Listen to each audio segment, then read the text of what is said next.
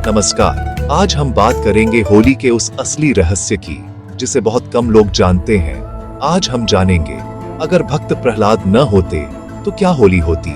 आज हम समझेंगे कैसे एक पिता का अहंकार एक बालक की भक्ति के सामने हार गया, कैसे अग्नि में बैठी होलिका जल गई लेकिन भक्ति बच गई, और क्यों भगवान को खंभा तोड़कर नृसिंह के रूप में प्रकट होना पड़ा।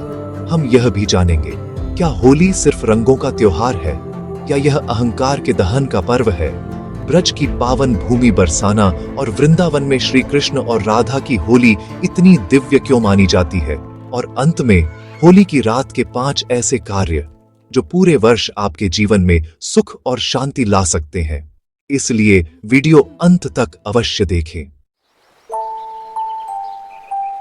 बहुत समय पहले असुरराज हिरण्यकश्यप का अहंकार आकाश छू रहा था। वह स्वयं को भगवान समझने लगा था। उसने आदेश दिया, मेरे अलावा किसी की पूजा नहीं होगी। लेकिन उसके ही घर जन्मा भक्त प्रहलाद, नन्हा बालक पर हृदय में भगवान के प्रति अटूट श्रद्धा। जब पिता ने कहा, मेरा नाम जपो, तब पुत्र ने कहा, नारायण ही सत्य है। अहंकार क्रोधित हुआ। हिरण्यकश्यप ने अपनी बहन होलिका को बुलाया। उसे वरदान था कि वह अग्नि में नहीं जलेगी। योजना बनी, प्रहलाद को गोद में लेकर अग्नि में बैठ जाओ।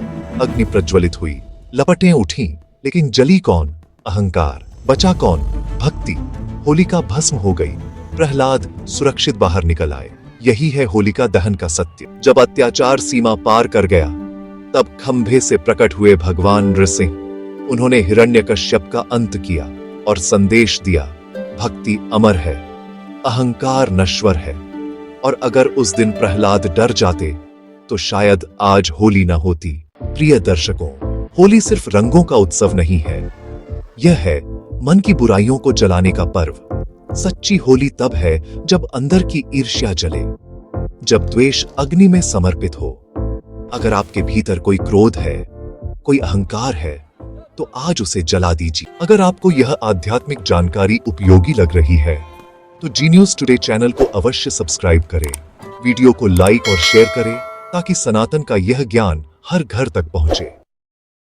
अब बात करते हैं ब्रज की। बरसाना और वृंदावन में होली सिर्फ पर्व नहीं, यह प्रेम का उत्सव है। जब श्री कृष्ण ने राधा रानी के साथ रंग खेला तो वह केवल रंग नहीं था, वह आत्मा और परमात्मा का मिलन था। ब्रज की लठमार होली हमें सिखाती है, प्रेम में अधिकार नहीं, समर्पण होता है। भगवान भी रंगों में इसलिए भीगते हैं क्योंकि भक्ति में कोई भेद नहीं होता। अब सबसे महत्वपूर्ण भाग, होली की रात ये 5 कार्य अवश्य करें। पहला कार्य, होलिका दहन में अपनी एक बुरी आदत मानसिक रूप से अर्पित करें।